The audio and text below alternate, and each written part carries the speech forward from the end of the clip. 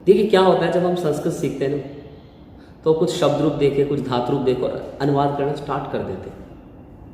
परंतु अनुवाद प्रारंभ करते समय हमें यह बात ध्यान देना बहुत आवश्यक है कि आखिर हम गलतियाँ क्या क्या करते हैं, किन चीज़ों से हमें बचना चाहिए ताकि वाक्यों में शुद्धि ना हो और हम वाक्यों को बहुत शुद्ध रूप में लिख सकें।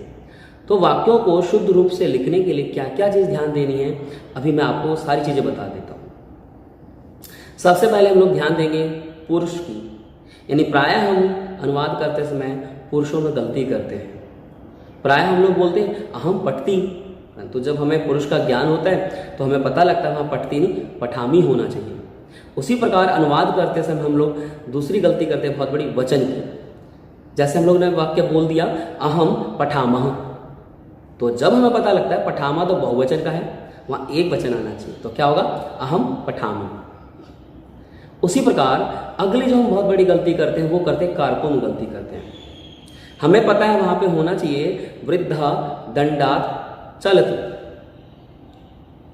हम सोचते हैं ऐसा, हमें लगता है कि वृद्धा दंडात चलती, वृक्षेण पत्रम पतती, ऐसे वाक्य हम लिख देते हैं। परंतु जब हम पता लगता है कारक के अनुसार वहाँ पे होगा वृद्धा दंडेन चलती वृक्षात पत्रम पतती। ये गलतियाँ सामान्य हम लोग सभी करते हैं, तो इस 3 प्रकार की गलतियों से हमें हमेशा बचना चाहिए। इसके अलावा बहुत सारी गलतियाँ हैं, उनको मैं बताऊंगा कि हमें किस किस चीज़ों का ध्यान देना चाहिए। जैसे कि आप सभी को पता है लिंग का ध्यान देना चाहिए हमें कि स्त्रीलिंग शब्द है, पुल्लिंग शब्द है या नपुंसक लिंग शब्द है, मित्र में कौन सा लिंग है। उसी प्रकार आपने जैसे मान लीजिए मैंने वाक्य बोल दिया विशेषण में हम गलती करते हैं, संज्ञाओं में गलती करते हैं, संख्याओं में गलती करते हैं। मान लो मैंने बोल दिया एकः बालिका गच्छति, परंतु हमें पता है वहाँ पे बालिका है तो एका शब्द होगा। तो ये लिंगों में हम लोग गलतियाँ करते हैं, संख्या और लिंग दोनों ही हमें ध्यान देना चाहिए। सर्वनाम शब्दों पर ध्यान देना चाहिए। और इसके बाद यदि कुछ बचता है ना तो हम लोग उपपद विभक्ति या अव्ययों के प्रयोग में गलती करते हैं। जैसे हमें पता है हम लोग सामान्य वाक्य बोल देते हैं, लिख देते हैं कि बालकः गृहस्य बहिः अस्ति, परंतु हमें पता होना चाहिए कि बही के साथ हमेशा पंचमी विभक्ति आती है। तो वाक्य क्या बनेगा बालकः गृहात् बहिः अस्ति। इसी प्रकार जब हम देखेंगे आगे सह का प्रयोग है तो रामः श्यामेन सह गच्छति, इन वाक्यों में हम गलती करते हैं तो इसको हमें वहाँ पे सही करना होता है, नहीं तो हमारा वाक्य पूरी तरीके से गलत हो जाएगा, क्योंकि हमें सहयोगी तृतीया होती है। इस प्रकार का ध्यान देना है।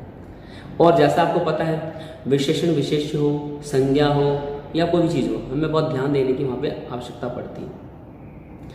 अब मैं आपको बता देता हूँ इसके बाद अंत में ये गलतियाँ तो हम लोग सामान्य करते हैं, इसके अलावा क्या क्या ऐसी गलतियां हैं और क्या क्या है जो हम ना करें, इन सभी का अभ्यास मैंने इस पीपीटी में दिया है।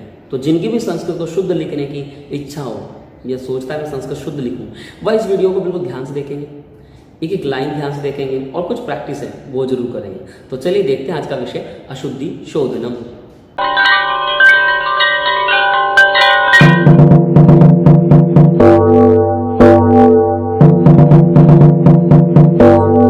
वीडियोज़ तो आप बहुत देखते होंगे, परंतु कुछ वीडियोज़ भारत की सभ्यता, संस्कृति एवं संस्कारों से जुड़ी होती हैं और ये जिससे जुड़ी हैं वह है संस्कृत भाषा। तो चलिए चलते हैं संस्कृत भाषा की ओर।